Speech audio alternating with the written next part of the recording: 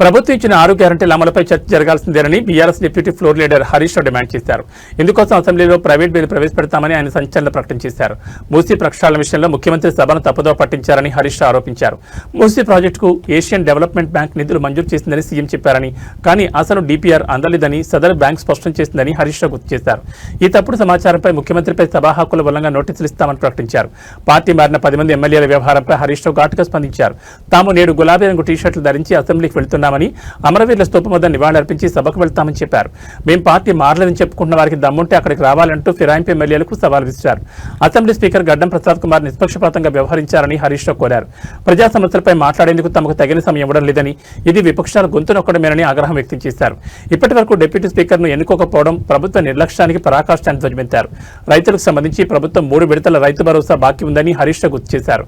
BRS నిరంతర ఒత్తిడి వల్లే ప్రభుత్వం రైతు భరోసాపై ప్రకటనలు చేస్తోందని, 6 గ్యారంటీల అమలు విషయంలో వెనక్కి తగ్గే ప్రసక్తే లేదని ఆయన స్పష్టం చేశారు. మొత్తానికి హరీష్ రావు వ్యాఖ్యలతో అసెంబ్లీలో వాడివేడి చర్చ జరిగే అవకాశం కనిపిస్తోంది. ముఖ్యంగా ప్రైవేట్ బిల్లు మరియు ప్రివిలేజ్ మోషన్ అంశాలు సభలో ఎలాంటి ప్రకంపనలు సృష్టిస్తాయో చూడాలి. మరి ఇంకా చాలా విషయాలు కూడా ఉన్నాయి. బట్ నేను కొన్ని ఇలా డాక్యుమెంట్స్ కూడా ప్రజల ముందు పెట్టదలుచుకున్నా. సూటిగా స్ట్రైట్ క్వశ్చన్స్ రేవంత్ రెడ్డి ప్రభుత్వానికి ఒక 8 ప్రశ్నలే అడుగుతాను, ఎక్కువ కూడా అడగదలుచుకోలేదు. చాలా ఉన్నాయి కానీ డీటెయిల్గా మళ్ళీ అసెంబ్లీలో మాట్లాడతాం.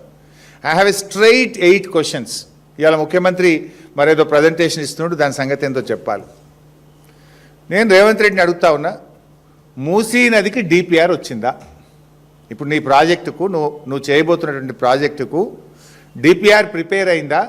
డిపిఆర్ ఉంటే పబ్లిక్ డొమైన్లో పెట్టు, ప్రజల ముందు పెట్టు. ఒకవేళ డిపిఆర్ ప్రిపేర్ కాకపోతే ఎందుకు నువ్వు పేదల ఇల్లు కూలుస్తున్నావు? ఎందుకు ఆ పేద మధ్యతరగతి ప్రజలకు నోటీసులు ఇచ్చి నిద్రలేని రాత్రులు ఎందుకు గడిపేలా చేస్తున్నావు? నేను అసెంబ్లీ డాక్యుమెంట్ మీ ముందు పెట్టబోతా ఉన్నా. ఇది మొన్న పోయిన అసెంబ్లీ సెషన్లో జనవరి 2026. ఇది this answer is approved by honourable chief minister కింద చూడండి. ఈ సమాధానము ముఖ్యమంత్రి యొక్క సంతకంతో ఆమోదంతో ఆ శాసనసభలో పెట్టామని, ఇది శాసనసభలో ముఖ్యమంత్రి గారు ఇచ్చినటువంటి సమాధానం. Question number 1363. The details of the progress achieved regarding the Moosi revitalization project. ఇందులో ఆన్సర్ ఏమంటారంటే, the consortium will study, plan, analyze, design, prepare and submit the following DPR in 18 months from Usman Sagar to Gauravelli and Himayat Sagar to Bapu Ghat. Himayat Sagar to Bapu ghat DPR ఇవ్వడానికి 18 నెలలు పడుతుంది అని ముఖ్యమంత్రి గారు అసెంబ్లీలో ఇచ్చిన సమాధానం. ఎప్పుడు ఇచ్చిన? మొన్న జనవరిలోని. ఇప్పుడు నెల రోజుల కింద, 2 నెలల కింద ప్రభుత్వం ఇచ్చిన సమాధానం ఇది. బాపు ఘాట్ నుంచి హిమాయత్ సాగర్ వరకు డిపిఆర్ ఇవ్వడానికి 18 నెలలు పడుతుంది, మేము ఒక కన్సార్షన్కి ఇచ్చినాము అని ప్రభుత్వం సమాధానం చెప్పింది. అంటే నీ డిపిఆర్ రావడానికే ఇంకా 18 నెలలు పడుతుంది. డిపిఆర్ఏ రాకుండా పేదలకు ఎట్లా నోటీసులు ఇచ్చినావు? డిపిఆర్ రాకుండా ఇండ్లు ఎట్లా కూలగొడుతున్నావు? అసలు నీ డిపిఆర్లో ఏమున్నదో తెలియదు కదా. డిపిఆర్ ఏమనిస్తుంది ఏజెన్సీ? ఎంత బఫర్ ఉండాలి, ఎట్లా గాంధీ స్టాచ్యూ కట్టాలి, ఎంత దూరం ల్యాండ్ ఎక్వైర్ చేయాలి, అవన్నీ బేసిక్ థింగ్స్ ఎక్కడొస్తాయి? డిపిఆర్లో వస్తాయి. There is no DPR at all. DPR రావడానికే 18 నెలలు పడుతుంది అని అసెంబ్లీలో నువ్వే సమాధానం చెప్పినవు. డిపిఆర్ లేకుండా ఎందుకు పేదలకు నోటీసులు ఇచ్చినావు? ఎట్లా, ఏ బేసిస్లో నోటీస్ ఇచ్చినావు? డిపిఆర్ఏ లేకుండా 10,017 ఇండ్లు కూలుస్తాము అని గెజిట్ నోటిఫికేషన్ ఎట్లా ఇచ్చినావు? వితౌట్ డిపిఆర్ నువ్వు ఈ నంబర్ ఎట్లొచ్చింది? 10,017 ఇండ్లు కూలుస్తాము అనే నంబర్ ఎట్లొచ్చింది వితౌట్ డిపిఆర్? దీనికి సమాధానం చెప్పాలి. నీ డిపిఆర్ 18 నెలలకు వచ్చేది ఉంటే ఇప్పుడే ఆ పేదలకు ఎందుకు నోటీసులు ఇస్తున్నావు? ఎందుకు బుల్డోజర్లు పంపుతున్నావు? ఎందుకు ఆ ప్రజలకు నిద్ర లేకుండా చేస్తున్నావు? ఎందుకు ఆ పేదల ఇండ్లు చాదర్ఘాట్లో 300 ఇండ్లు కూల్చినావు? దీనికి సమాధానం చెప్పు. This is my question number 1. Question number 2, అసలు మూసీలో నువ్వు చేసేది ఏంది? మూసీ నది ప్రక్షాళన చేస్తావా? మూసీ సుందరీకరణ చేస్తావా?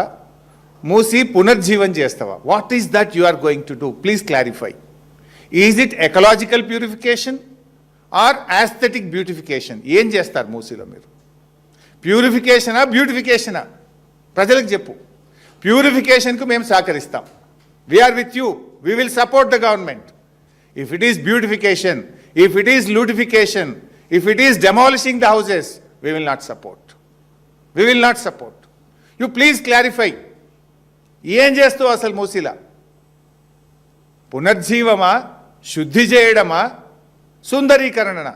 ప్రజలకు స్పష్టత ఇవ్వాలని చెప్పి నేను ప్రభుత్వాన్ని కోరుతా ఉన్నాను. Number 3, my question number 3. Chandrababu Naidu టైంలో స్టార్ట్ అయింది నందనవనం పేరిట ఈ మూసీది, అప్పుడు స్టార్ట్ అయింది. సరే, అందరు ముఖ్యమంత్రులు వారి వారి ప్రయత్నాలు చేశారు. అసలు బఫర్ ఎంత? ఒక ప్రభుత్వం బఫర్ 9 మీటర్లని ఇచ్చింది, ఒకరు 30 మీటర్లని ఇచ్చారు, ఒకసారి 50 మీటర్లని ఇచ్చారు. ఇప్పుడు రేవంత్ రెడ్డి బఫర్ 100 మీటర్లు అంటుండు. అంటే ఈ బఫర్ 100 మీటర్లు పెట్టడానికి is there any scientific study?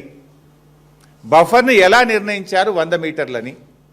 దీనికి ఏమైనా సైంటిఫిక్ స్టడీ ఉందా? ఉంటే ఆ స్టడీ బయట పెట్టండి, వివరాలు బయట పెట్టండి. How do you decide 100 metres? ఇంకొక ఇష్యూ కూడా ఉంది మూసీలో, మనం చూస్తాం అప్పుడప్పుడు వెళ్ళినప్పుడు. మూసీ ఒక దగ్గర 200-300 మీటర్లే ఉంటుంది, ఒక దగ్గర కిలోమీటర్ ఉంటుంది. నువ్వు ఎక్కడి నుంచి 100 మీటర్లు అంటున్నావు? 300 మీటర్లు ఉన్న కాడ నది మధ్య నుంచి 100 మీటర్లు అంటావు. మూసీ ఎరోడై అంటే ఏమైందంటే నది ప్రవహించి కొన్ని చోట్ల